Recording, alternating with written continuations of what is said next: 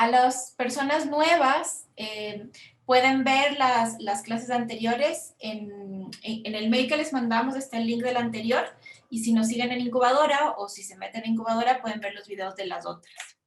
Como habíamos visto, hablamos de que la idea o la cosmovisión, es decir, el centro del proyecto, un segundito si estoy grabando, sí, ya. El centro del proyecto viene a ser el qué, que es la nota de intención, que ya lo profundizamos bastante en la sesión pasada, y ahora vamos a entrar un poco a la sinopsis, que viene a ser el cómo o la historia. Vamos a ver sinopsis, storyline, logline y tagline, que siempre es una gran duda de qué es cada cosa y por dónde va. Y finalmente después nos meteremos a la estrategia de distribución.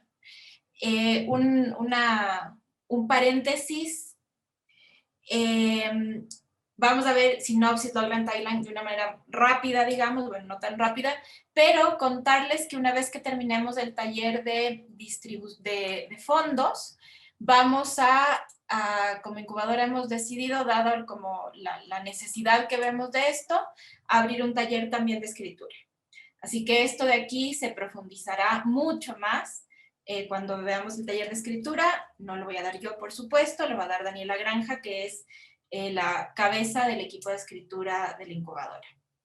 Así que bueno, vamos directo a la sinopsis, que yo creo que es la pregunta que más nos genera. Como siempre estamos con la duda de cómo escribo una sinopsis, qué cosas tienen que incluir la sinopsis, qué extensión tiene la sinopsis, etcétera, ¿no? Y hay que pensar una cosa, cuando uno postula fondos o laboratorios, si consideramos que la gente recibe 300, 400 postulaciones, es evidente que no van a leer el proyecto completo, ¿sí? Que ya lo habíamos visto antes, ¿no? Es evidente que uno va pasando como por pasos. El primer paso, y usualmente es la nota de intención, y sin duda el segundo paso es la sinopsis. Entonces, una sinopsis mal escrita, por más de que yo tenga un guión maravilloso, puede ser sinónimo de un proyecto que se desecha de entrada. Entonces, sí, el trabajo de escritura de la sinopsis es muy importante. Recordar también lo que vimos la sesión pasada, el B2B y el B2C. Cuando hablamos de sinopsis, estamos la sinopsis que vamos a ver ahora es una sinopsis B2B. ¿Qué significa eso? Es lenguaje business to business. ¿Qué significa eso? Que la sinopsis tiene que tener un desenlace, ¿sí? Cuando yo hago una sinopsis comercial para estrenar en sala, vendría a ser un B2C, evidentemente no puedo contar cómo termina la película ni cómo se resuelve el conflicto, porque entonces el espectador promedio no va a querer ir a ver la película. Nosotros como cineastas por lo general no vemos la película para saber cómo termina, sino para vivir la experiencia de la película, y no nos hace diferencia el final. Sin embargo, el público lo que espera es que el final le sorprenda, es vivir un viaje sin saber cuál es el destino, etc. Entonces, obviamente, cuando yo escribo una sinopsis B2C, no estoy considerando contar el final, pero cuando yo escribo una sinopsis B2B, que es la que utilizamos para postular a fondos, para postular a laboratorios, sin duda que tiene que incluir el desenlace. ¿Cuáles son los elementos esenciales? Tiempo, lugar, reglas del universo y el personaje principal, ¿sí? Estos son los 4 principios para escribir una sinopsis. ¿Por qué? Porque el tiempo, el contexto hace una diferencia de cómo yo recibo la película. No es lo mismo la historia de una joven adolescente en los años 50 que hoy día. No es lo mismo la historia de una joven adolescente en Ecuador que en Francia. ¿Sí? Porque el conflicto del personaje se va a ver mermado, afectado por el tiempo y el espacio en el cual habita este personaje. Si hay un contexto, el contexto nos da el tiempo y el lugar, hay un contexto que nos va a permitir entender ciertos elementos de mi película y que son fundamentales para que yo rápidamente entienda el conflicto del personaje sin que me tengan que detallar. Y por otro lado, las reglas del universo también son muy importantes. Como decíamos, uno puede contar la historia de cualquier cosa, de un elefante que vuela, siempre y cuando esté dentro de las reglas del universo y de la verosimilitud de ese universo. Entonces, cuando uno está haciendo lecturas de guión y dice, eso no es verosímil, no es que no es verosímil porque no pasa en la vida real, no es verosímil para el contexto y para la historia que estamos contando porque hacemos de este espacio un mundo real. Entonces, en ese sentido, las reglas del universo se vuelven fundamentales y tienen que estar estipuladas en la sinopsis. Y finalmente, el personaje principal, con sus descripciones físicas, psicológicas, con su profesión, con todos los elementos que nos van a permitir entender el conflicto del personaje. ¿Sí? No es lo mismo, de nuevo, una chica embarazada a los 14 que a los 50. Tal vez el conflicto es el mismo, pero por razones distintas. Entonces, lo importante aquí es entender a este personaje principal.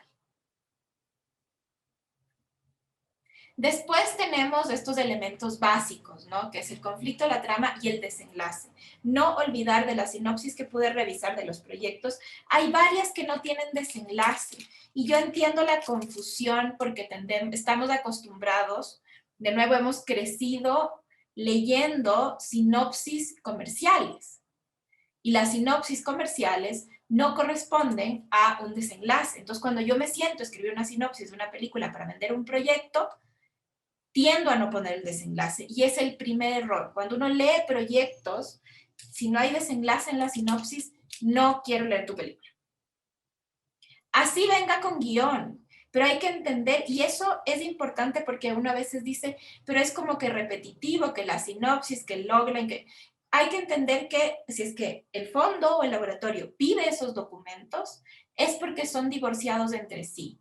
Entonces yo no digo, bueno, la sinopsis la voy a hacer así nomás porque total cuando lean el guión van a cachar. Si es que la sinopsis no es buena, no van a leer el guión. Y ese es el punto. En la sinopsis me estoy jugando un poco el todo. Entonces yo no puedo manejar todos los materiales como si se complementaran entre sí, sino que tengo que entender que cada material es una unidad en sí misma y que tiene que funcionar como tal. Y si no tengo eso claro, y ahí la pregunta del millón siempre será, ¿cuál es el conflicto del personaje? Eso ya en trabajo de escritura, digamos, es lo más difícil, es lo que más tiempo nos toma cuando escribimos, pero también es lo que hace que la película tenga o no tenga sentido. Si yo no tengo claro el conflicto del personaje, la película todavía no está. Y hay un tema importantísimo porque por lo menos pienso en ciertas películas nacionales, que a veces el conflicto aparece en el minuto 70 y la película se termina. Y uno se queda como, ¿por qué? Porque el conflicto del personaje no estuvo del todo delineado. Entonces yo tengo que tener muy claro el conflicto del personaje para poder trabajar todos los materiales y para que mi guión tenga sentido. Puedo tener un universo súper interesante, una atmósfera súper interesante, pero si es que yo no tengo claro el conflicto, puede ser una trama plana o una trama sin drama. Y puedo tener una serie de elementos y puntos y etcétera, pero sin una trama. Sí, Carla dice, pero eso no puede responder a narrativas contemporáneas. ¿Cómo trabajas una sinopsis si tienes un proyecto con una narrativa no convencional? Siempre los proyectos tienen una estructura. Sin duda que cuando hay una narrativa no convencional no nos quedamos en este detalle, digamos, pero siempre hay una estructura y ahí nos quedamos más pegados en aquello de lo que quiero hablar. Y que un poco ahí la pregunta es, porque cuando uno se mete a narrativas mucho más contemporáneas, igual uno arma un mapa de ruta. Y ese mapa de ruta tiene que estar plasmado en la sinopsis. Y sin duda es mucho más complejo. Porque no hay un mapa de ruta como estándar, digamos, ¿no? No es aristotélico y no lo tengo claro. Bueno, aquí hay algo importante. La sinopsis tiene que ser de fácil lectura. Tendemos, y ahí sí, incluso aunque la película tenga un tinte absolutamente experimental, tiene que haber una lectura fácil. Y tiene que estar escrita en presente. Hay muchas veces que uno se mete en sinopsis que son tan enredadas que uno ya no sabe dónde está parado. Y ese enredo de la sinopsis se da la mayoría de las veces porque queremos contar los detalles de la historia y no queremos contar los hechos fundamentales. Esta estructura es muy valiosa. La sinopsis tradicionalmente es una sinopsis de una página en la cual la mitad de la sinopsis utiliza el primer acto. ¿Por qué? Porque en el primer acto voy a presentar lo que veíamos acá, ¿no? Tiempo, lugar, reglas del universo, personaje y conflicto. Y entonces es ahí donde se me va la mitad de la página. El segundo acto vienen a ser solamente 2 líneas, porque es un poco el viaje, y el tercer acto, el resto de la página, que vendría a ser la resolución. Dante. Sí, tengo una consulta. A veces, bueno, a veces hay como que sinopsis detalladas, sinopsis largas, sinopsis cortas, que a veces te piden dependiendo del lugar donde postules, pero a veces también te piden el argumento. Entonces, ¿cómo diferenciamos? O sea, a veces me quedo corto, no sé si el argumento es más detallado que la sinopsis o es lo mismo o es a medio camino del desarrollo, o lo que vendría a llamarse la escaleta. Entonces, cuando me dicen argumento, y normalmente es bueno, una vez sí que te ponían sinopsis o argumento, ¿no? Cuando te piden estos dos, ¿qué es preferible presentar, la sinopsis o el argumento? Es súper raro que te pidan sinopsis o argumento.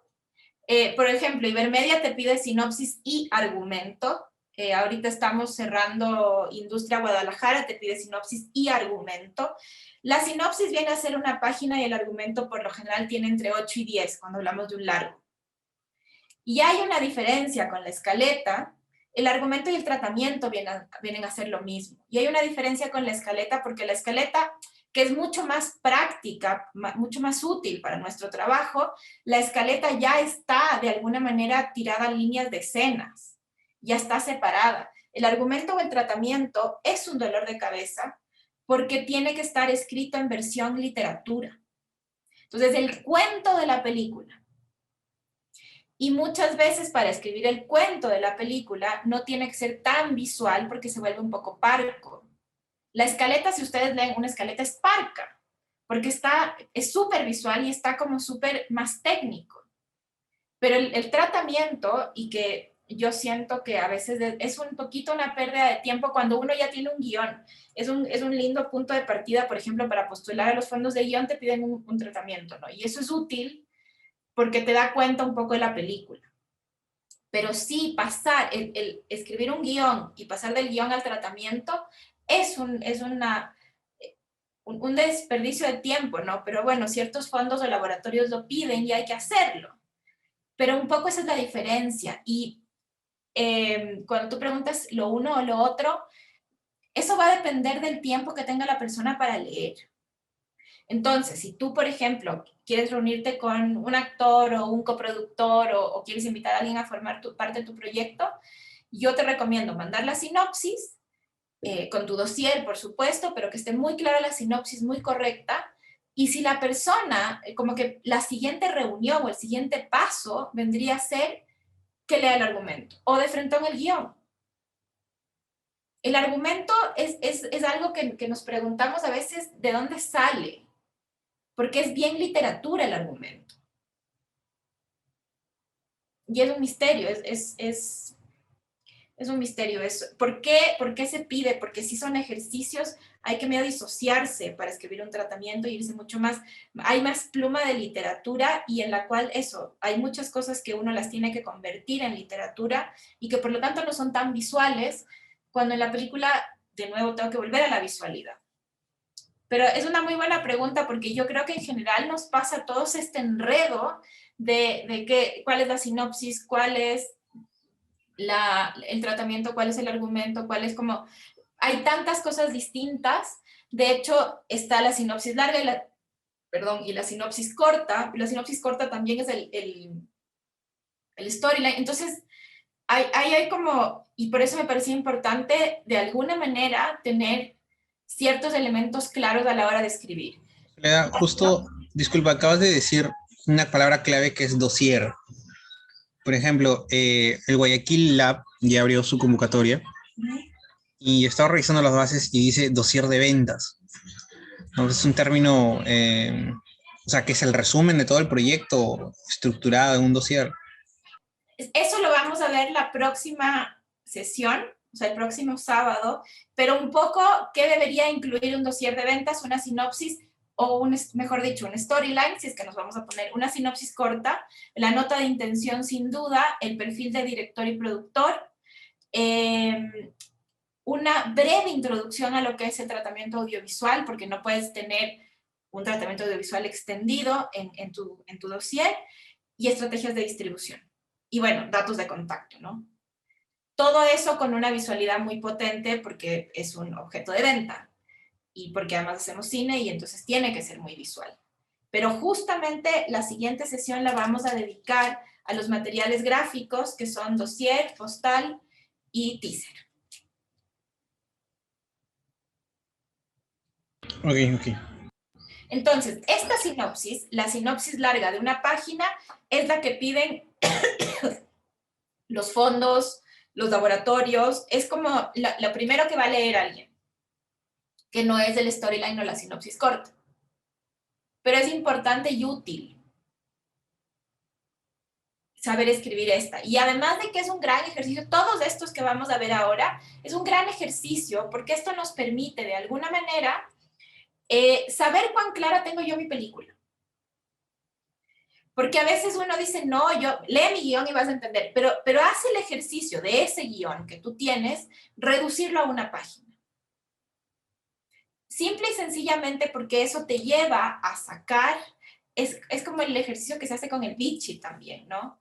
El beat sheet es solamente los beats de la película y que claro, es como verle la columna vertebral sin carne y es tan frío que nos cuesta, pero es ahí donde podemos hacer mejores consultorías de guión que cuando vemos todo muy decorado, porque nos podemos perder en la atmósfera de la película. Y puede ser como muy envolvente y muy rica, pero los elementos fundamentales detrás de la estructura de la narración son los que no suelen estar claros. Entonces, la escritura de una página, y esto además nos va a dar una pauta, porque esta sinopsis es la que yo debería pichar. Y que una sinopsis de una página no me debería tomar más de 2 minutos.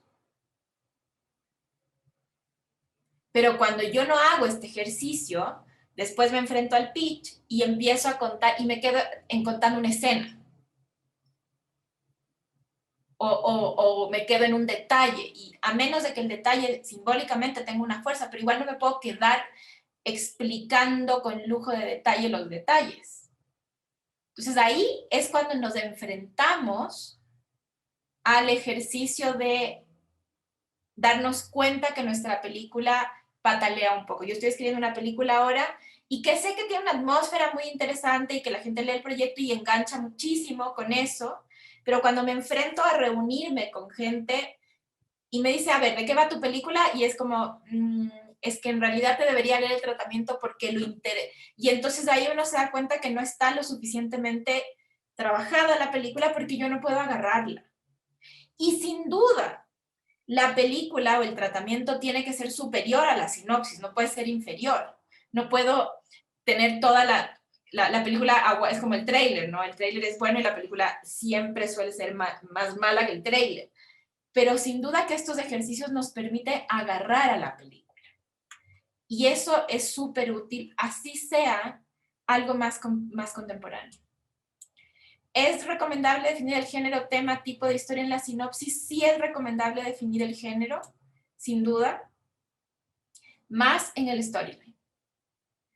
Y más, por ejemplo, cuán relevante es el género para.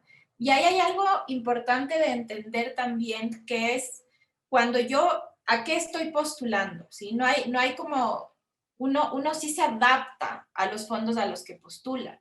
Entonces, por ejemplo, si tú tienes una película de ciencia ficción y vas a postular al plot window, evidentemente tiene que estar el género en primer plano.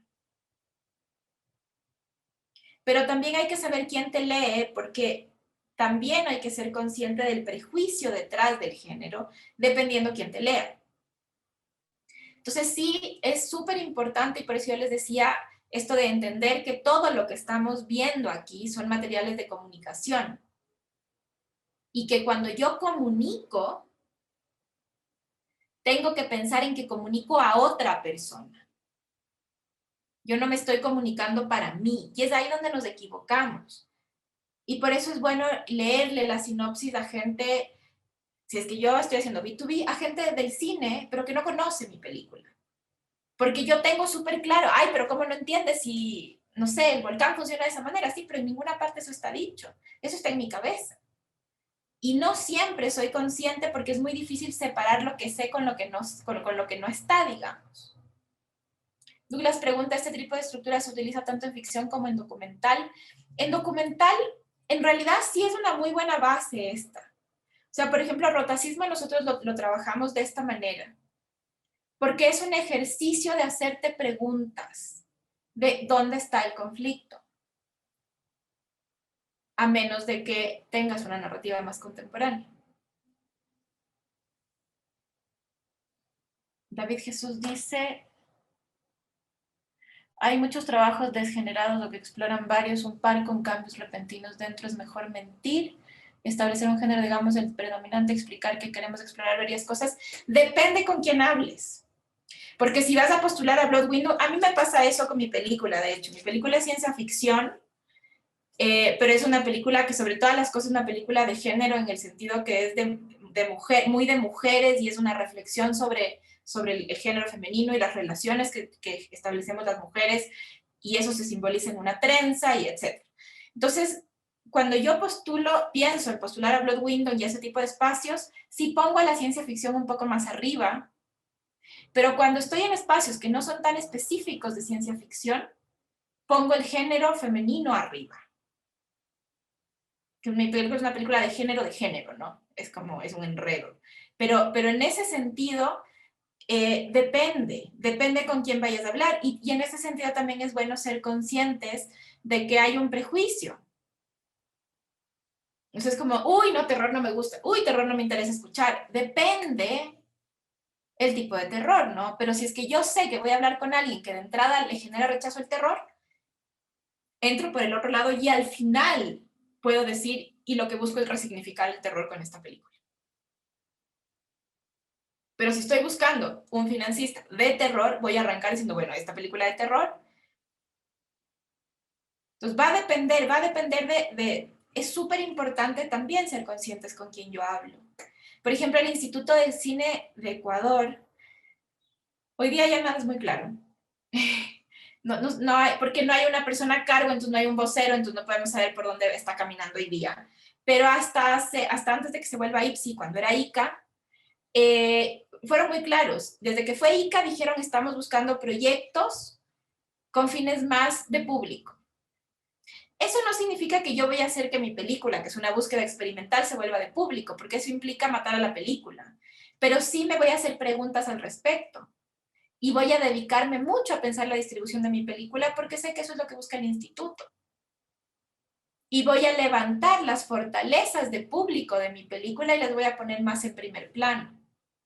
Porque otro de los problemas que nosotros tenemos como cineastas es que los proyectos son grandes y son complejos y sin embargo, esa complejidad se tiene que contar en una página. Y eso es muy complicado. Y por eso es que uno tiene que jerarquizar o escoger con qué me quedo. Alguien había levantado la mano, se arrepintió. Rimay. Sí, sí. O sea, tenía una pregunta. Yo vengo más del lado como de formación en documental. Entonces, cuando hablábamos de la sinopsis, como que tiene esta cuestión también de que es un documental y en realidad no sabes a qué te vas a enfrentar al final, como que tienes que dejar en la sinopsis como eso, como que hay algo que todavía no está totalmente resuelto, como dejar una intriga. Entonces mi pregunta es, si en ficción está bien, tiene que estar el desenlace, pero si también hay que jugar de manera sutil en qué tanto te digo y qué tanto no te digo, o es mejor que esté lo más claro y transparente posible. Lo más claro y transparente posible, porque yo no estoy jugando a sorprenderte. Te tengo que sorprender con el proyecto, no con lo que no te cuento. Y en el documental igual uno plantea expectativas, ¿no? O sea, yo voy a buscar esto, porque si no hay una expectativa de hacia dónde voy a caminar, entonces lo que ocurre es que parece que a tu documental le falta investigación. Entonces sí es importante que uno vaya planteando, y evidentemente el documental te va a sorprender, pero uno va planteando destinos hacia los cuales queremos transitar. En la ficción no, en la ficción, si es que tú me ocultas cosas, es porque tú no tienes claro de qué va tu historia. Entonces tiene que ser lo más evidente y claro posible, ¿no? Por eso es que hago esta diferencia entre el B2B y el B2C, porque claro, y tendemos a decir como más o menos, y ya verás la gran resolución, como no, si no la estoy viendo ahora no me interesa verlo. Es como mucho más frío finalmente. Carla pregunta si podemos revisar sinopsis de personas que aplicaron con proyectos. Totalmente. De hecho, hagamos eso hacia el final y los que quieran podemos, los que se sientan cómodos con exhibir sus sinopsis, digamos, lo hacemos porque yo creo que es un gran ejercicio porque ahí nos vamos dando cuenta, ¿no? Y yo creo que la sinopsis viene a ser de los grandes temas cuando uno postula un fondo. Suelín pregunta, en la sinopsis hay que presentar a los personajes secundarios y las subtramas en las que habitan. He encontrado que escribir esto me ocupa mucho espacio en la sinopsis. Sí, no es necesario. De hecho, tal cual, eso tiende, y ahí es donde, y en los pitch pasa lo mismo, que quieren contar las subtramas y es ahí donde se te va la película. Hay sinopsis B2B que terminan con una línea tipo que definen como el estilo como una comedia romántica inspirada en la novela francesa, pero esto es obligatorio, eso depende de cada proyecto. Sí, eso depende mucho de cada proyecto y yo siento que esto es mucho más vendedor, es más B2C, a menos de que, de nuevo, estés buscando, sientas que es algo que le va a funcionar. Y a mí me suena que esto de aquí más bien te funciona en pedacitos más cortos, más que en la sinopsis.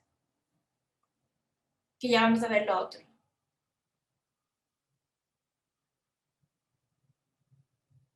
Lo que dice, exactamente, lo que dice Paul, esa línea es más bien sería una premisa. Vendría a ser, sí, como los tagline, como esos elementos que te sirven para vender y que son útiles también, ¿no?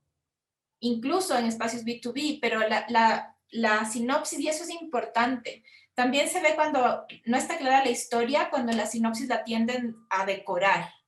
Entonces se ponen cosas por aquí, cosas por acá, y uno dice, ya, pero en concreto, ¿de qué va tu película? Y que sin duda es de las cosas más difíciles, porque uno tiene universos interesantes, tiene personajes interesantes, tiene una puesta en escena interesante, y ahora centrémonos en todo eso, ¿en qué historia va? Y que sí, todo eso está al servicio de un qué, ¿no? Este es el cómo. Pero si el cómo está descuajado, hasta ahí llegamos, porque nosotros igual hacemos películas y no hacemos, no sé, papers. Entonces puede ser que tengas una visión del mundo muy potente, pero no la puedes convertir en una historia. Justamente un tagline. Bueno, entonces el storyline, como les decía, vendría a ser la sinopsis corta. Esta tiene aproximadamente 500 caracteres. Esta es la sinopsis que usamos en postales, por ejemplo. Es la sinopsis que utilizamos para todo el material de difusión. Les voy a mostrar rapidito como la idea de la postal, ¿no? Entonces yo tengo un espacio tan pequeño que obviamente no voy a poner una sinopsis larga. Esta sinopsis corta es la misma que voy a poner en mi dossier también. Viene a ser como esta de aquí sí tiene que ser, y por eso es que mientras más chica, más difícil. De nuevo, están los protagonistas, está el evento detonante, está el desarrollo, está el desenlace. pero esta de aquí viene a ser un párrafo, viene a ser bien cortita. Y aquí sí tengo que hacer ese ejercicio y por eso es que entender el conflicto del personaje es fundamental. Porque todos los documentos que yo escriba van a estar alrededor del conflicto del personaje, en un lenguaje más tradicional, ¿no? ¿Y qué es lo más difícil? Y que uno puede, y es ahí yo siento donde los proyectos van cambiando, y que uno tiende a cerrar sus guiones un poquito antes de rodar, ¿no? Pero ya tengo que tener una cierta, y que puede ser que en el camino vaya cambiando el conflicto, pero tengo que ir teniendo ciertas certezas para ganar fondos.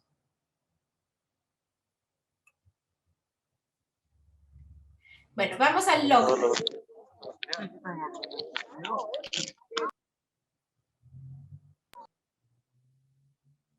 Ok.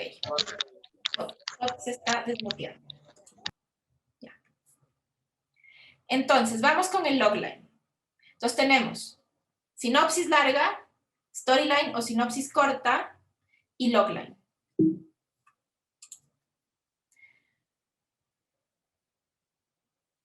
¿Qué es el logline?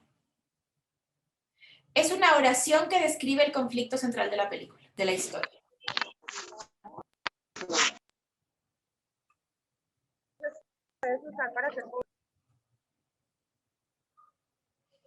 Es ideal que se escriba desde un ángulo emocional, porque acuérdense que el cine es el ejercicio de narrar, emocionar y significar, ¿no? No solamente narro, no solamente emociono, también significo y las tres tienen que estar juntas. Esta no tiene final, a diferencia de las otras dos. Y es un pequeño párrafo. Entonces aquí la emoción sí nos ayuda.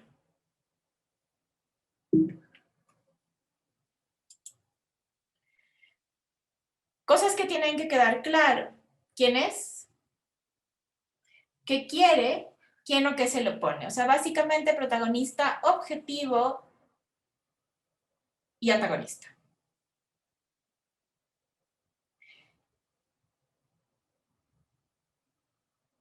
Entonces vamos a ver algunos ejemplos.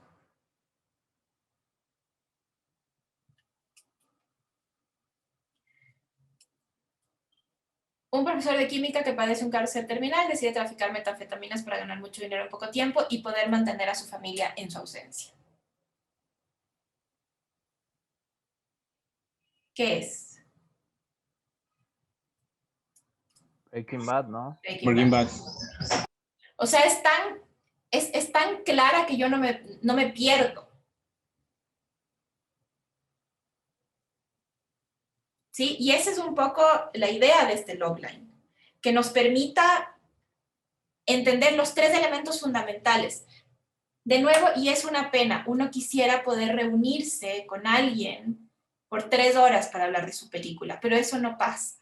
Entonces está la clásica historia del elevator pitch en el cual George Lucas se sube al ascensor y le habla y le tira ni siquiera es un logline, le tira un tagline mientras sube hasta la habitación del inversionista y le dice, del estudio y le dice, ok, te doy mi tarjeta, reunámonos. Porque tenía un tagline muy potente. Entonces, estos ejercicios de desmembrar, y de nuevo, es una pena porque cada guión, cada escena, cada diálogo que uno piensa tiene una razón de ser y es relevante, y de repente tenemos que convertir todo eso, porque obviamente uno lee esto y dice, no puedes reducir Breaking Bad a esto. Más aún a una serie que su narrativa es mucho más amplia, extensa, pero sí tenemos que ser capaces porque es así como se mueve hoy día el mundo del cine. Para que se hagan una idea, nos comentaban el IDFA, no sé si ya se los dije, el IDFA, el Festival de Cine Documental de Holanda, recibe 25.000 documentales. ¿Se dan cuenta lo que es físicamente imposible ver 25.000 documentales en un año? Tendrías que tener un equipo de programación de miles de personas. Bueno, de cientos.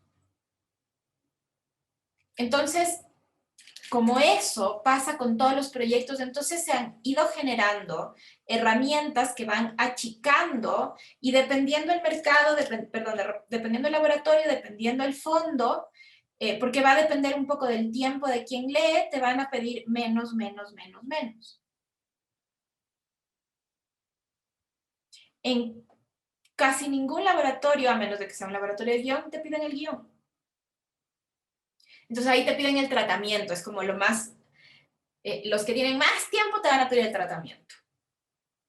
Pero en general te van a pedir sinopsis, un tratamiento de 2 páginas, que viene a ser una sinopsis un poquitín más extendida, nota de intención y tratamiento audiovisual. Y estrategia de distribución, por supuesto. Y plan de financiamiento. Eso es lo que te va a pedir en general cualquier laboratorio. Entonces hay que ser capaces de generar estos materiales para poder movernos. Este tipo, el tagline y el logline, sirven mucho para enganchar de entrada. Es como, estoy en un cóctel, que es donde más se definen las cosas, estoy en un cóctel, nadie quiere ser latoso en un cóctel, o sea, la persona que se queda 20 minutos hablándote de su proyecto, llega un punto en que, porque además en un cóctel uno quiere como que hacer negocio, pero también quiere disfrutar. Entonces, de repente hay una persona que lleva 20 minutos hablando de tu proyecto y tú ya a los 2 minutos dejaste de prestar atención. Y no porque el proyecto sea malo, sino porque te demoraste en llegar al condumio. Entonces, este tipo de logline nos sirve para llegar al condumio. De tal forma que, si es que a mí me interesa en el cóctel o en otro momento, te puedo decir, oye, qué interesante, ¿y cómo este profesor de química? Y cuéntame más. Y entonces vamos, te voy tirando la lengua, ¿no? Pero yo tengo que empezar en pequeño, porque si yo empiezo detallando y a los 5 minutos no llegas al condumio, yo ya te dejé de escuchar y ya estoy viendo quién me puede salvar. Y muchas de los acuerdos y tal se dan en espacios de cóctel. Entonces sí tengo que, pero este tipo, ambas, tanto logline como tagline, no son cosas que pidan usualmente en un fondo, en un laboratorio, pero sí son herramientas muy útiles cuando estamos pensando en enfrentarnos a mercados, por ejemplo. En los mercados uno tiene reuniones de 10 minutos. Están los speed meeting, perdón, que están entre 5 y 20, 20 siendo un extremo, ¿no? Por lo general son de 5. Entonces, en 5 minutos, en un speed meeting, ¿qué le vas a decir? No le vas a decir, bueno, mi película es de historia, se te acabaron los 5 minutos y te desconectaron y te cambiaron a otra sala. Entonces, el logline y el tagline son herramientas útiles para ese tipo de cosas, que ahora se están usando muchísimo. El Marché du Film el año pasado hizo mucho speed meeting, mucho, y que además uno llega a reunirse con alguien que no conoce, que también te quiere contar su historia, entonces no son 5, son 250, 230 lo que tienes. Entonces ahí hay que tener, tal vez y el tagline es suficiente. Todo esto con la intención de que tengamos una reunión más larga después. Que una persona decida invertir, coproducir o lo que fuere en una película con un logline o con un tagline. Sí, con una sinopsis corta. Eso es más posible.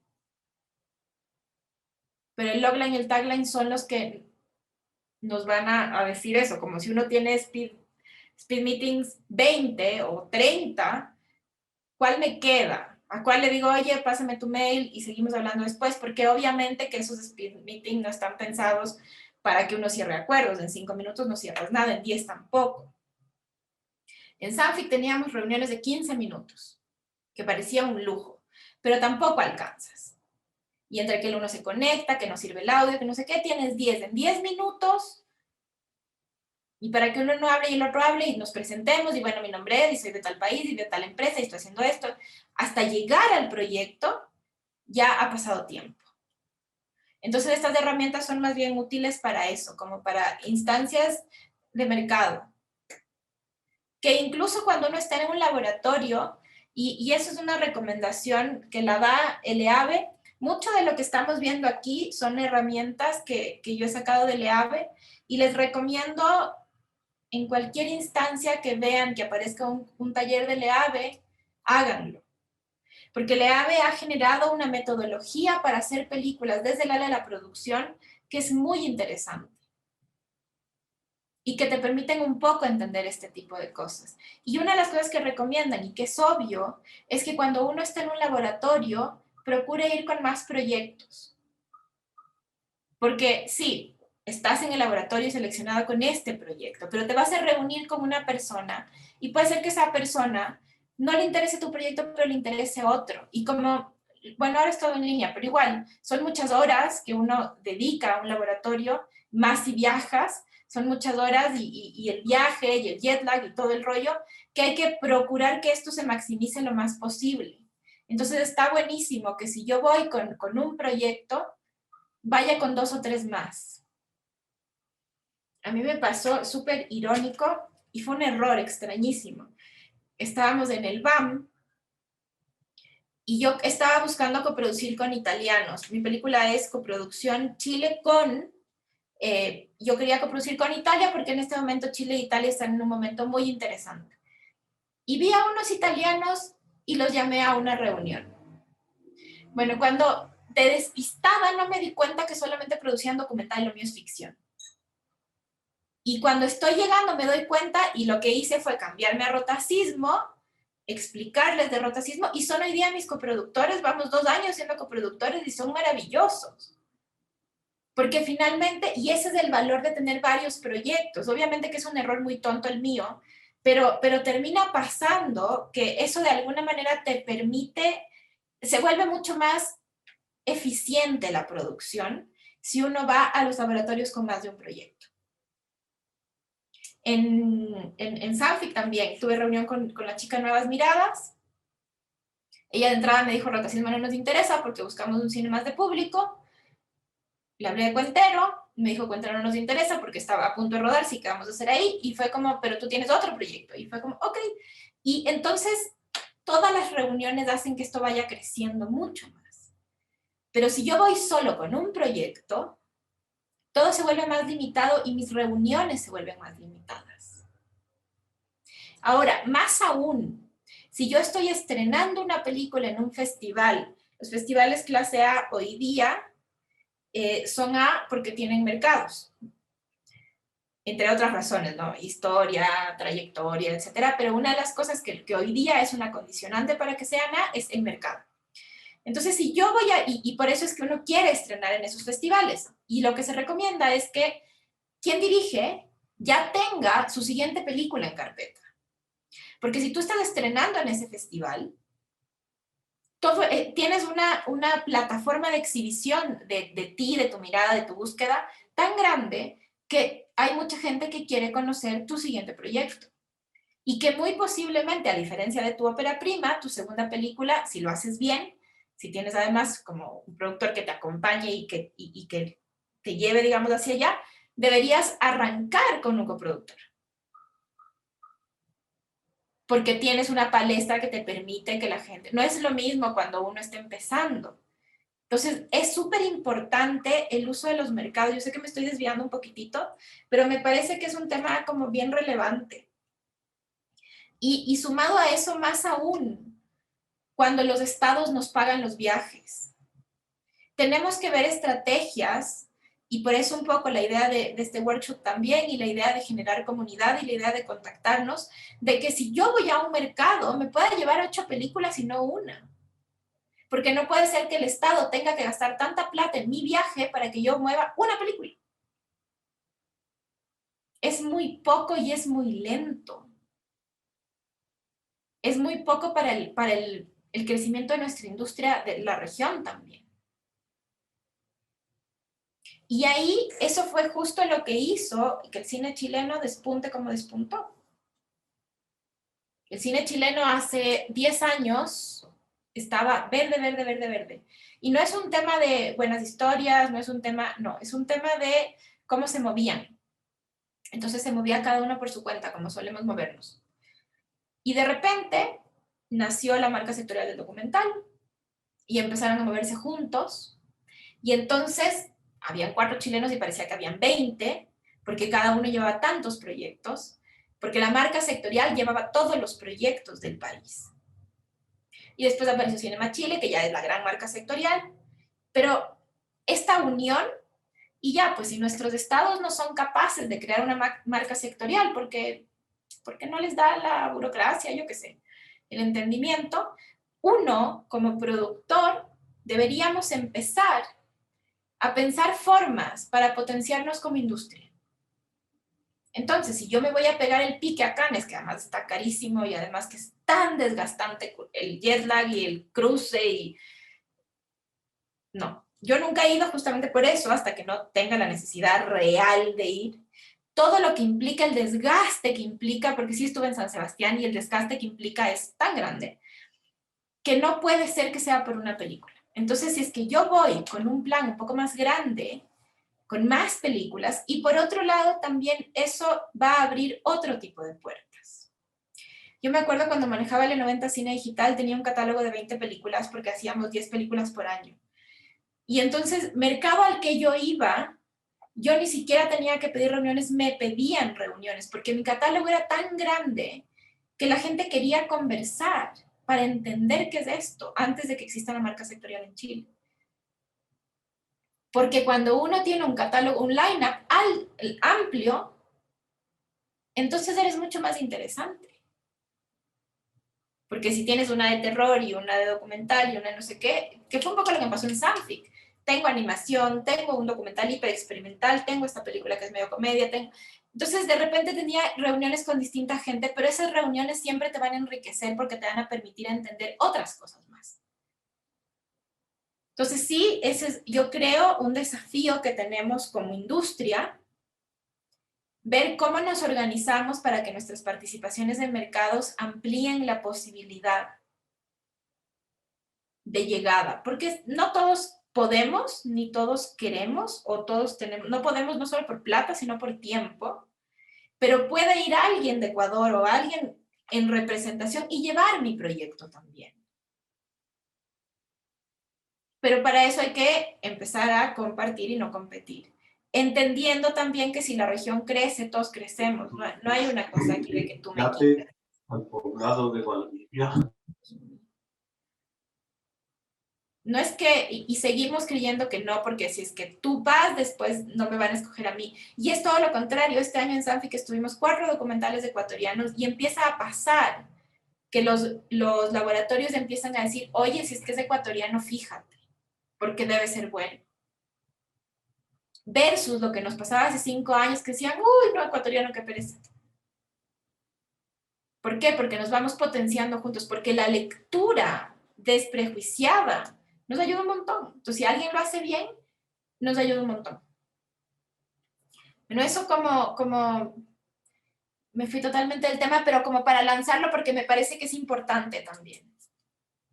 Bueno, acá tenemos otro ejemplo de Logline, un niño de 8 años que es abandonado accidentalmente mientras su familia baja a Francia por Navidad.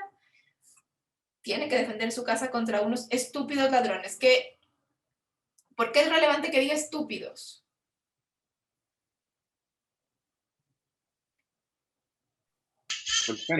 Por el género, el tono.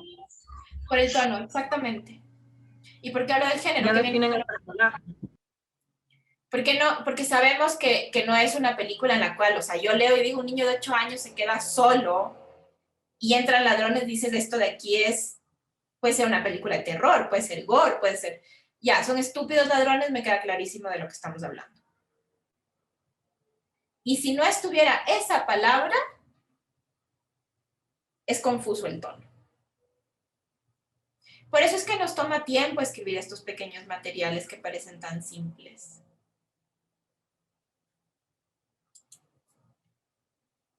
Un líder vaquero de juguetes se siente celoso y amenazado cuando un caro y arrogante juguete astronauta lo suplanta como el nuevo juguete favorito en el cuarto de un niño. De nuevo, la arrogancia trae el conflicto.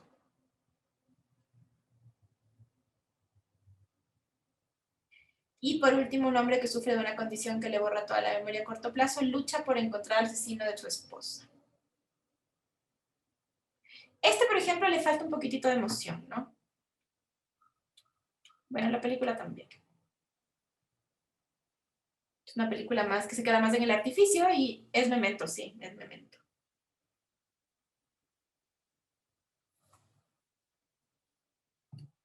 Bueno, vamos con el tagline. Es un eslogan.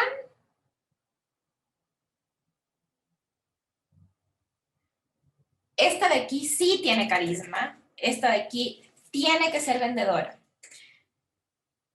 No es la historia, no es el storyline, es esa frase que complementa la atmósfera de la historia. Aquí el género sí sale así a flote. Y aquí puede estar la premisa de la película, pero esta aquí sí es ese elemento que tú dices, ah, esto me interesa. Entonces, la historia real de un verdadero estafador.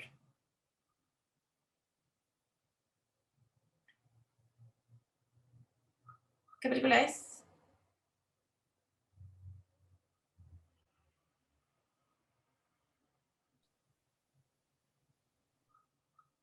Estas son más complicadas. Catch Me If You Can, sí. Pero bien podría ser otra, ¿no? O sea, cuando ya entramos al tagline, se pone todo un poquitito más escabroso, digamos, no es tan evidente. ¿Por qué? Porque aquí no está la historia, está la premisa. La realidad es cosa del pasado. Por ejemplo, esta podría funcionar en muchísimas, y es la de Matrix. Pero es un gran punto de partida para hablarme de Matrix. Escapar es solo el principio. Prison Break.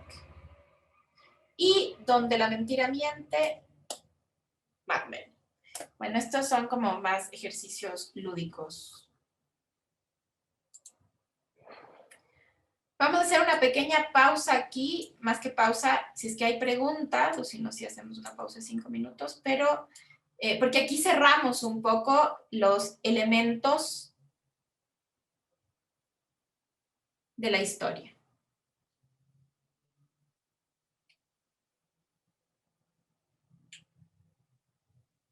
¿Está todo clarísimo dentro de lo que puede estar claro? Porque sin duda escribir una sinopsis es lo más complejo. Y yo les recomiendo que quienes produzcan escriban la sinopsis. Empezamos a desarrollar, uno, porque estamos haciendo muchas más películas que alguien que dirige, en principio debería ser así, porque uno debería hacer más, por lo menos una película al año o dos, o sea, o una cada 2 años, pero quien dirige está difícil que haga una película cada año, a menos de nuevo que sea Fassbinder. Pero en Latinoamérica creo que nadie hace una película al año, ¿no? Con pequeñas excepciones. Entonces uno agarra un ritmo con la sinopsis y por otro lado también porque somos un poco más fríos, somos un poco más, en principio, cuando uno, no más fríos como el perfil de quien produce, sino en el sentido de que nuestra relación con la película tiene una pequeña distancia. Entonces nos permite ser más objetivos y darnos cuenta de ciertas cosas. De hecho, con Cuentero, por ejemplo, recién estábamos haciendo el ejercicio de, ok, ¿cuál es el conflicto? Así. Y sin duda que yo tengo mucho, puedo decir el conflicto en una palabra y el director no. Porque se queda en, no, y además de esto, porque le emociona otras cosas que no son y entonces sí, el trabajo ahí, y como les decía al principio, es ahí, ¿qué es producir? Es de eso. No es levantar financiamiento allá lejos, no, es estar sentados juntos, pensando, dándole vueltas.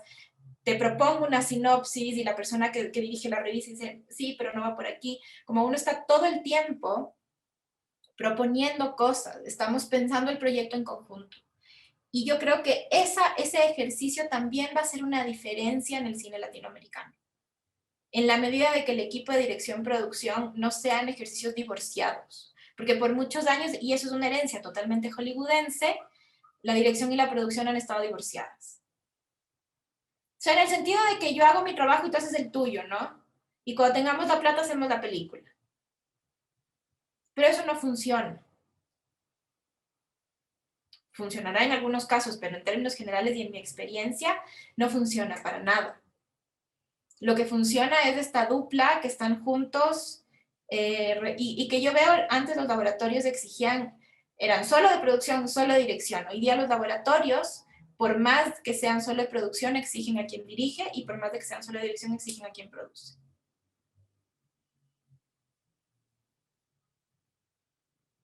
Porque esa dupla funciona. Y esa dupla hace que a los jurados, y esto es algo súper importante, y yo creo que es de las cosas más abstractas a la hora de postular un fondo, pero si uno postula un fondo y uno pasa un pitch, si la dupla funciona, al jurado le va a dar más ganas de darte el premio. Porque sabes que van a llegar a buen puerto. Si la dupla está descuajada, no van a llegar a buen puerto. Porque no funciona tú por allá y yo por acá. Porque ¿cómo puedes levantar financiamiento de una película que no conoces? Si esto de aquí no es una fábrica de salchicha. Y conoces en un sentido muy profundo y que además es muy útil porque de repente también uno empieza a tener más training en pitch, por ejemplo. En el pitch de Sanfic, Ricardo se olvidó de la mitad de lo que tenía que decir de la sinopsis de rotacismo y fácilmente puedo entrar y yo cerrarla porque conozco la película como mía. Pero si es que esto está disociado no funciona. Y yo he visto muchas experiencias separadas. De hecho, he visto talleres de desarrollo que dicen, bueno, cuando llegue el desarrollo, quien produce se dedica a levantar financiamiento, mientras quien dirige se dedica a cerrar el guión. Y es como, no funciona. La búsqueda de la voz es un ejercicio conjunto, que no es la voz de uno, pero el encontrar esa voz sí es un ejercicio conjunto. Y eso con todos los materiales que estamos viendo. Entonces, por eso yo les recomiendo que la sinopsis sí la escriba quien produce y se van a dar cuenta si es que quien produce está dentro del proyecto, ¿no? Si está muy adentro del proyecto y se van a dar cuenta lo sorprendente que puede ser ver una sinopsis escrita por una persona que produce. Porque te la limpia un montón de cosas y es como mucho más al hueso. Y eso es lo que necesitamos en una sinopsis, algo mucho más al hueso. Vamos a hacer una pausa de 5 minutos para buscar un poquitito de agua y 4:25 retomamos.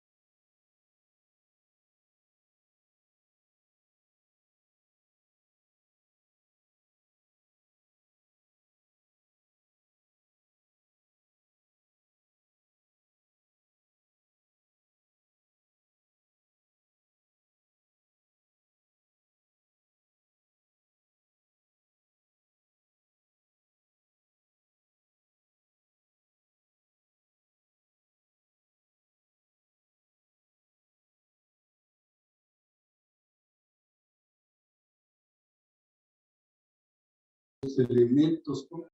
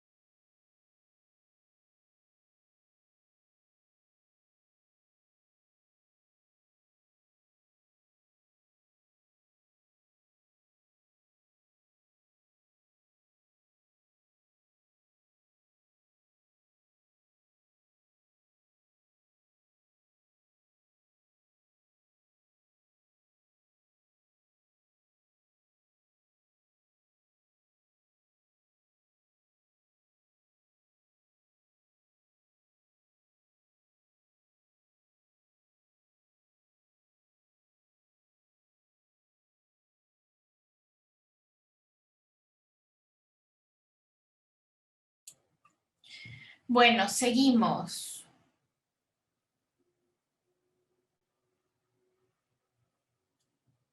Nicole preguntaba si en el logline se debe evidenciar la premisa. No necesariamente. No en primer plano, por lo menos. Bueno, vamos a ver distribución. Vamos a tratar de hacerlo rapidito para que...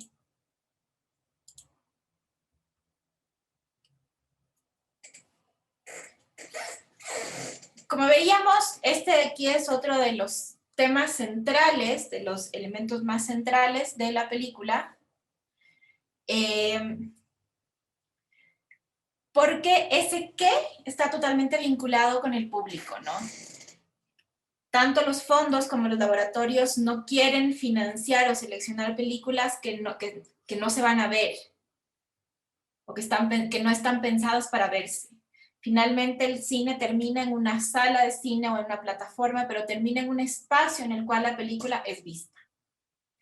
Y es muy importante que exista conciencia al respecto porque si no, no es un proyecto. Una de las cosas que hacen a un proyecto es la conciencia de distribución. Y por eso a veces pasa que uno lee guiones increíbles que tienen una distribución desastrosa y es una razón para no escogerlos.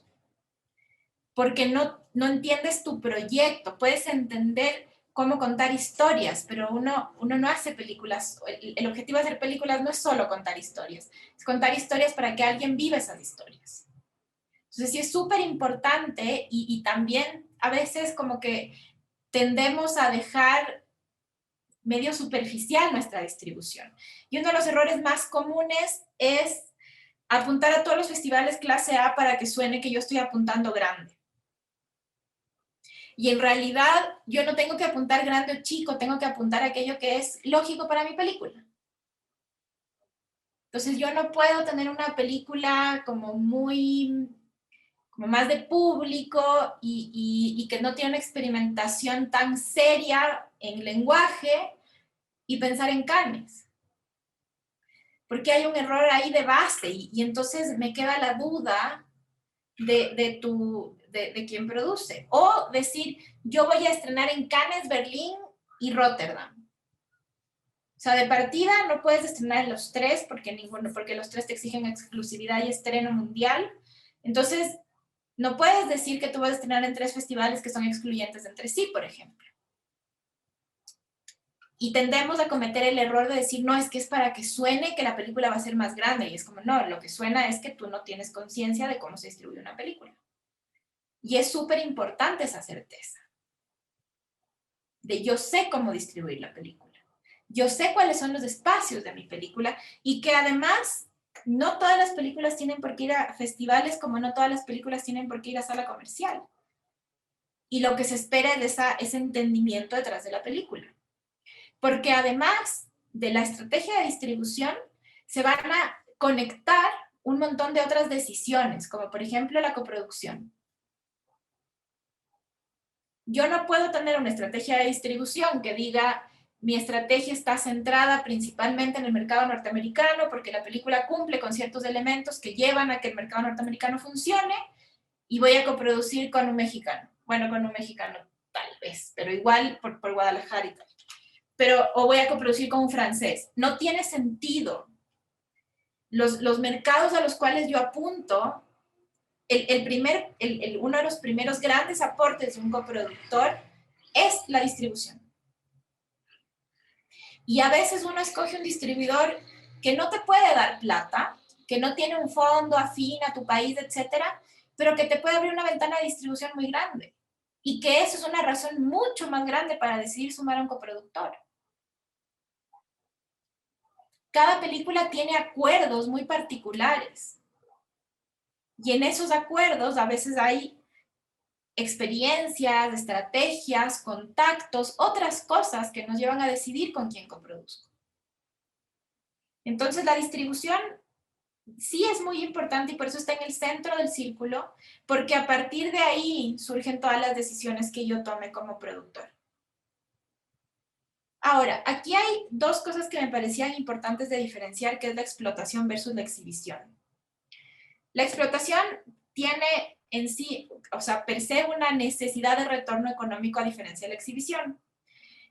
Y es interesante que uno piense sus estrategias en ambos planos.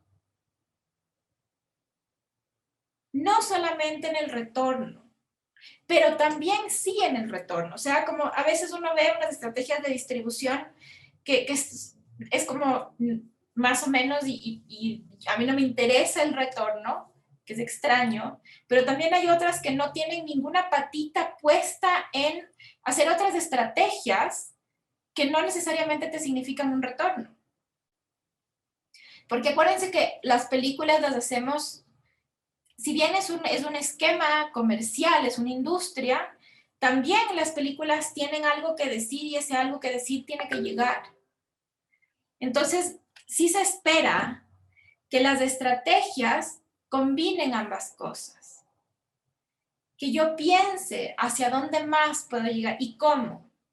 Y que además puede ser que yo no tenga un retorno económico directo, en el sentido de que no voy a ganar por taquilla, pero puedo lograr ciertos auspiciantes porque es relevante que mi película se vea en ciertos espacios. Pero también incluso porque es relevante que mi película se vea en ciertos espacios y punto. Por ejemplo, Bafisi tiene eso. Bafisi, después de presentar la película, ellos te piden autorización para mostrar la película en barrios vulnerables y no te pueden pagar un fee porque Bafisi no tiene financiamiento para eso. Y tiene mucho sentido porque uno igual quiere que la película se vea y porque uno cree que su película es buena y porque uno considera que si es que uno cree que su película es buena, está bueno que la gente la vea. Entonces, sí ayuda mucho cuando las estrategias de distribución combinan estos dos elementos y no solamente están pensadas o solamente están pensadas en festivales. Bueno, para hacer la estrategia de distribución existe el famoso FODA. Esto también es algo que introdujo EAVE con sus talleres. Todos hemos oído hablar del FODA en términos industriales, ¿no? Como cuando uno hace una empresa tiene que hacer un FODA para ver las ventanas de entrada y no sé qué, las barreras de entrada, las barreras de salida, etc. Pero sí es bien novedoso el entender el FODA para las películas. Porque además del FODA nos va a dar la posibilidad de ver otras películas. En la primera jornada que tuvimos, alguien preguntó cómo escoger en qué festival estar. Y la mejor forma es viendo películas similares a las tuyas. Pero ¿cómo vas a ver películas similares a las tuyas si no eres consciente de las fortalezas de tu película? Entonces, este ejercicio en el cual las fortalezas son internas, y aquí, por ejemplo, pasa, es muy gracioso, pero cosas como una ópera prima es una fortaleza y una debilidad al mismo tiempo. Es una fortaleza porque todos los laboratorios, todos los festivales, todos los espacios están buscando óperas primas. Eso es un valor. Y si son más jóvenes, mejor. Pero hay un valor detrás de la ópera prima. ¿Por qué? Porque es un material en bruto, porque todo el mundo quiere meterse a la siguiente película. Si es la cuarta película de alguien, ese alguien ya tiene medio armado su cuento. Y no me quiero meter en el cuento de alguien que ya lo tiene tan armado. Pero también es una debilidad porque es un riesgo de que la película no quede bien, Entonces, cuando yo hago este ejercicio y digo ya, ok, es una debilidad porque puede quedar mal, entonces yo arme un equipo de tal manera que esa debilidad se resuelva y se vuelva bien fortaleza. Entonces, si dentro de mis fortalezas está que es una ópera prima, yo voy a ver otras películas, óperas primas, cómo fue su estrategia de distribución. Por ejemplo, para ver su ruta de festivales.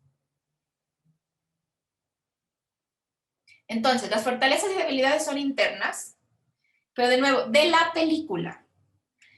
Hay una fortaleza hoy día evidente, que son las películas de mujeres, por ejemplo, el tener una película femenina, y que además el tema de mujeres hoy día es una fortaleza y una oportunidad. Por ejemplo, Ibermedia, que cierra el lunes, Ibermedia decidió, porque hubo una queja del gremio femenino de que no había paridad de género para nada detrás de las elecciones de Ibermedia. Y después de varias conversaciones se logró que existan ciertas políticas para procurar fomentar la paridad de género. Entonces, hoy día, si es que el guión es escrito un 50% por una mujer, hay un punto más. Si la película es dirigida por una mujer, hay un punto más. Y si el 40%, ni siquiera es paridad completa, pero si por lo menos el 40% del equipo son mujeres, hay un punto más.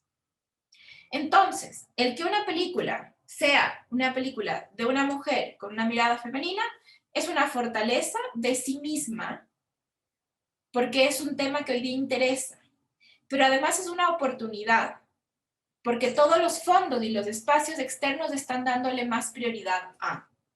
Sanfic Lab, por ejemplo, este año, y lo dijeron, nunca nos dijeron a nosotros de frente, pero sí lo dijeron en todos los discursos que se dieron, se buscó películas que por lo menos, o quien dirige o quien produce, de hecho creo que todas las películas seleccionadas en Sanfic Lab eran producidas por mujeres.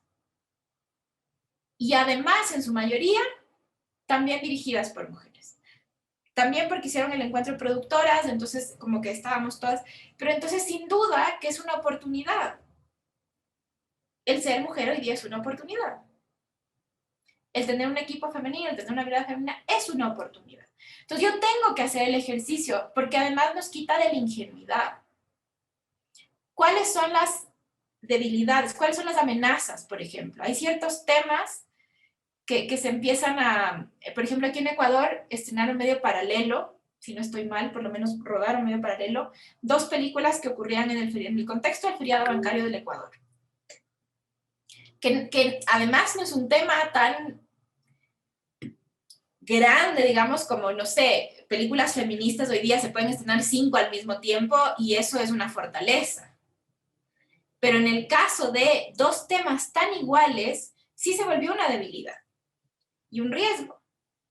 Nosotros hicimos una película y el director estrenó 2 meses antes otra película, que le fue pésimo y el público la odió.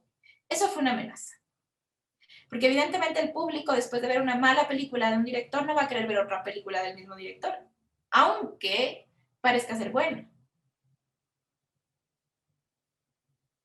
Entonces, este ejercicio, pero a veces también hacemos del FODA no tanto de la película, sino como nos alejamos desde una cosa más comercial. Es un ejercicio bien desde adentro de la película.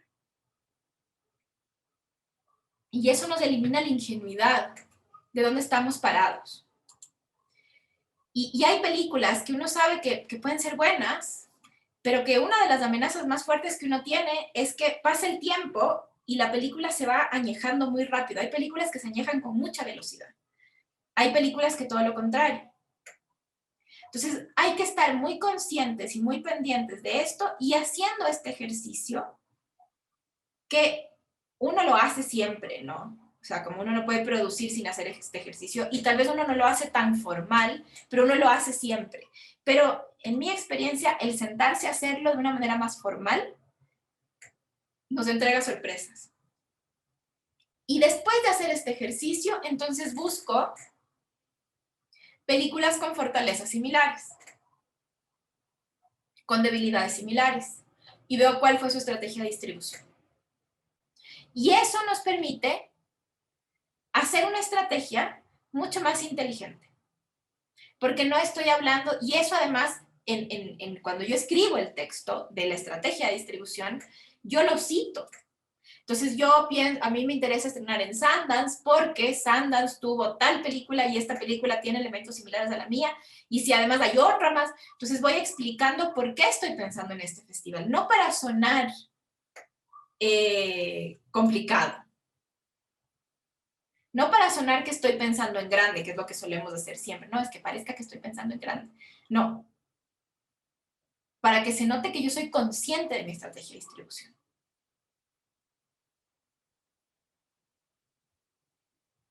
Y bueno, finalmente, ¿cuáles son los elementos dentro de la estrategia? Agente de ventas, sí o no, que también es importante. Preguntarse si es que esta película necesita o no un agente de ventas y no repetir porque sí. Y que también para eso hay que ser consciente de qué buscan los agentes de ventas. Por ejemplo, Soy mucho mejor que vos, que es una película con actores, no actores, chilena, que produjimos hace casi 10 años ya. Yo ingenuamente quise tener un agente de ventas porque quería tener, porque había que copiar el plan, ¿no? Y después me fui dando cuenta que evidentemente es una película que no podía tener agente de ventas por una razón muy simple, porque su lenguaje, y además bueno, era una época distinta. Hoy día las películas en inglés y en español funcionan, en 4 idiomas funcionan, ahí como que todo estaba muy estipulado. Básicamente yo sabía que Soy mucho mejor que vos la iba a estrenar en toda Latinoamérica, que era el público fuerte de la película, pero que la iba a estrenar con subtítulos. Y eso, sin duda, era una debilidad. Ahora, no fui consciente de que era una debilidad tan profunda que no podía tener un agente de ventas porque a nadie le parece una promesa de ventas, una película que tienes que estrenar con subtítulos en su mismo idioma. Es una debilidad profunda de la película. En mi experiencia igual, el haber sido yo la propia agente de ventas de la película fue increíble porque la traté con más cariño y logré grandes ventas, pero son cosas que uno se tiene que preguntar al escribir el texto. Estamos pensando en los textos que vamos a escribir para postular a un fondo, ¿no? O a un laboratorio. Entonces sí es importante saber qué estás pensando tú del agente de ventas. ¿En qué agente de ventas estás pensando? ¿O qué tipo de agente de ventas? De nuevo, cuando uno hace el ejercicio de el FODA y después con ese FODA buscamos nuestras películas de hermanas, podemos ver quiénes son los agentes de ventas de las películas de hermanas, porque los agentes de ventas tienden a tener un estilo similar. Pero la primera pregunta es, ¿voy a tener o no? ¿Cómo me voy a aproximar al agente de ventas? Entonces ahí, ¿cuál es la estrategia? ¿Voy a ir a tal o cual mercado? ¿Por qué voy a ir a ese mercado y no a este otro? Un poco la pregunta siempre es, ¿por qué quiero ir al marché du film una ventana sur? Que además es una pregunta importante para hacerse a uno mismo. ¿Por qué si es que es lo mismo? Y en Ventana Azul vienen solamente aquellos que les interesa nuestro cine. Entonces, todo ese tipo de cosas tienen que estar dentro de nuestras estrategias. ¿Cómo me acerco a la gente de ventas? Después, laboratorios. ¿En qué laboratorios y en qué work in progress voy a estar? ¿Por qué? Porque mucho de eso puede estar vinculado con el agente de ventas. Entonces, mi acercamiento al agente de ventas va a surgir por qué sé yo, voy a postular al work in progress de San Sebastián, porque yo sé que a San Sebastián van muchos más agentes de ventas que en otros espacios. O tal vez voy a postular a primer corte de Ventana Sur porque ahí están todos.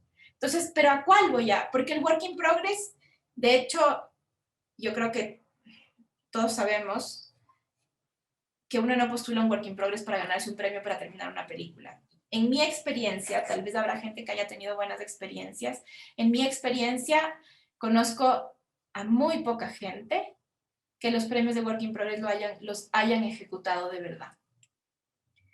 Son los premios más tramposos que existen, o te piden porcentaje de la película, o te dan el 50%, pero el otro 50% está inflado y terminas pagando lo mismo, o te condicionan, como que en general los premios Work in Progress no son un gran premio, pero sí el estar en Work in Progress es de alguna manera tener un screening sin pagar por el screening. De gente que sabe que está viendo una película que no tiene post, ¿no? Pero de alguna manera igual se recomienda ir a un Work in Progress con una una primera post hecha porque es tu primera presentación en sociedad. Es la primera vez que la industria te va a conocer como película y no como proyecto. Entonces sí, yo personalmente gané un premio de copias, de 100 copias en DVD con marca de agua para repartir en los mercados. Un mes después ya no servía de nada porque lo hacíamos por Vimeo. Gané subtitulaje, como impresión de subtitulaje en una copia 35 milímetros. De nuevo, 6 meses después se acabó el 25. Cosas que además pasan, ¿no? Un poquito salido de tiempo mi premio. Pero en general la gente termina no usándolo, pero sí la vitrina, que es un work in progress, es increíble. Igual que la vitrina que te puede dar un laboratorio, sin duda. O sea, por ponerles un ejemplo, yo no me la creo todavía, en el Sanfic Lab tuvimos la opción de reunirnos individualmente con el director de programación del IFA y él nos termina diciendo, si la película queda como ustedes la están pichando, yo quiero la película en IFA y mándenmela a mí. Entonces, obviamente que de las 25,000 películas que recibe IRFA, yo tengo un tramo gigante recorrido en una película que está a 2 años de terminarse. Y lo que tengo que hacer ahora es mantener esa relación viva. Afortunadamente también me ofreció toda la librería del IFA, entonces tengo una forma de mantener esa relación viva, porque le voy a estar pidiendo películas todo el tiempo. Pero un laboratorio, más allá del premio, que también es súper importante porque te da acceso a otros espacios, la posibilidad de reunirse uno a uno con gente que uno nunca podría es enorme.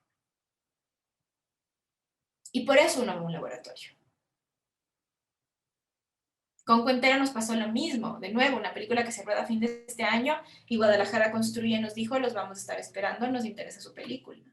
Y mándenmela a mí. Eso es algo que suelen hacer los programadores. Entonces, uno no va a un laboratorio pensando en el premio, uno va al laboratorio pensando en la exhibición. Es una gran plataforma de exhibición de los proyectos y en el caso del Work in Progress de las películas. Ya, porque antiguamente uno sí mandaba por correo la copia con el formulario y uno sí quedaba. Hoy día eso casi no pasa. Entonces, hoy día la estrategia de distribución de mi película empieza con el laboratorio. Y eso tiene que estar escrito en mi documento. De que yo soy consciente de que mi estrategia de distribución se va a lograr gracias a ciertos laboratorios también. Porque o si no, de nuevo, es una estrategia ingenua.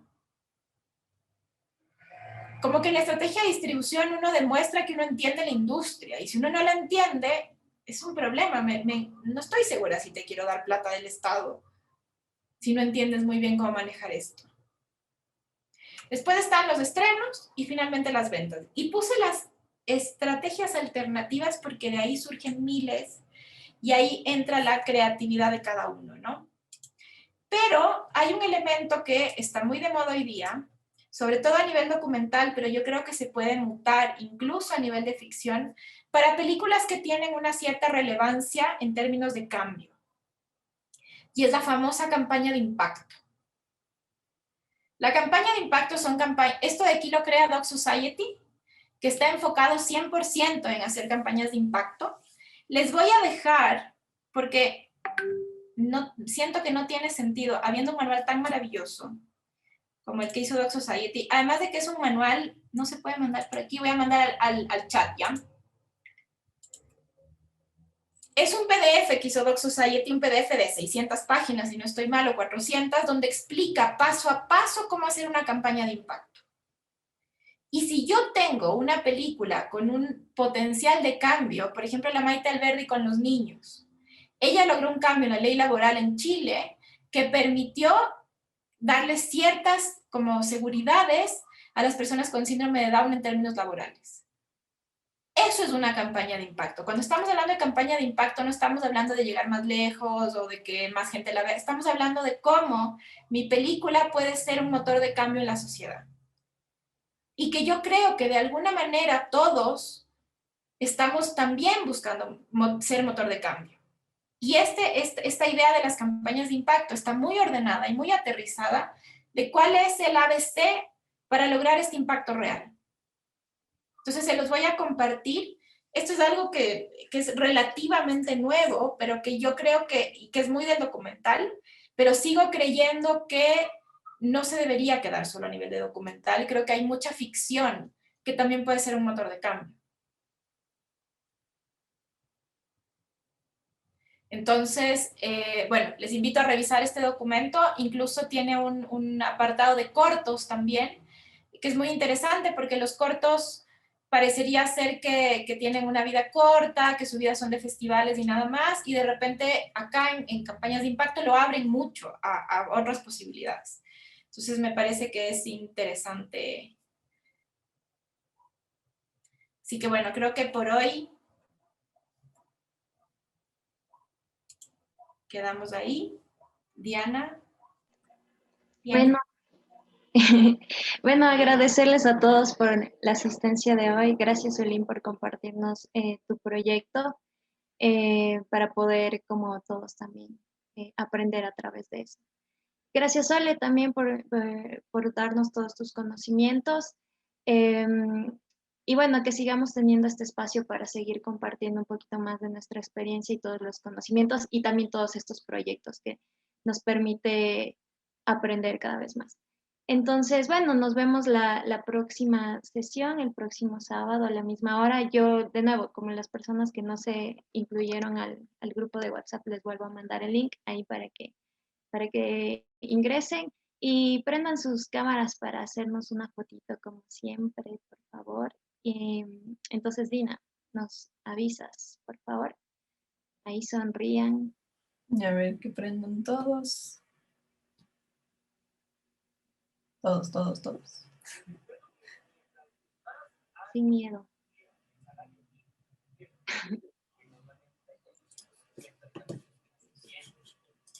Ya, a ver. Entonces, sonrían todos. 1, 2, 3. Ya, esperen, una más. Y sonrían todos. Listo. Listo, muchas gracias. Nos vemos el próximo sábado. Tengan un hermoso fin de semana.